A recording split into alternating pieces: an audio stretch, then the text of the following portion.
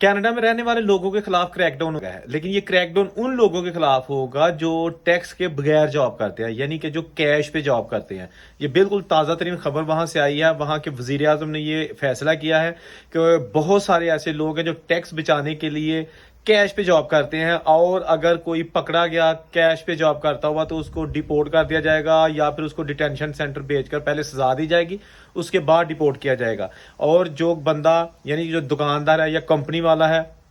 Tax के बगैर किसी को जॉब देगा या उसके पास कोई काम करता हुआ गैर मुल्की पाया गया तो उसको भी भारी जुर्माना आयद किया जाएगा डॉलरों की सूरत में। तो इसलिए ये खबर जो है ना वो अभी रिसेंटली मीडिया पे आई थी, तो मैंने कहा कि आपके साथ शेयर कर दूं कि जहां जहां भी लोग रह रहे हैं, अगर तो आप टैक्स पे काम करते हैं ठीक है, अगर नहीं करते तो एक तो वो दूसरों को बताया ना करें, अपने दोस्तों को मत बताया करें। लोग शिकायत कर देते हैं। पिछले दिनों यूके में 2 बंदे जो है ना पकड़े गए हैं, वो बगैर टैक्स